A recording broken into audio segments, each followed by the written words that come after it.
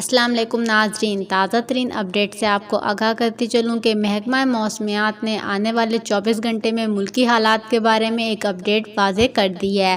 اس update میں یہ بتایا گیا ہے کہ آنے والے 24 گھنٹے میں سندھ اور پنجاب میں کیا موسمی حالات ہو سکتے ہیں۔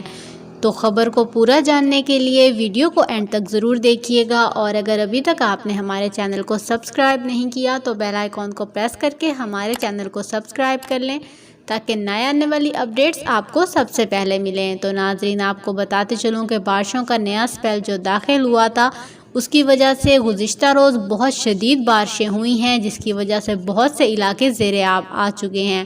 ان علاقوں میں پنجاب اور سندھ کے بیشتر علاقے شامل ہیں، اور آئندہ 24 گھنٹے میں بھی یہ دو صوبے شدید بارشوں کا شکار رہیں گے، جس میں تیز بارش اور طغیانی بھی شامل ہے۔ اسی قسم کی اپڈیٹس کے لیے ہمارے ساتھ جڑے رہیے گا۔ اللہ حافظ۔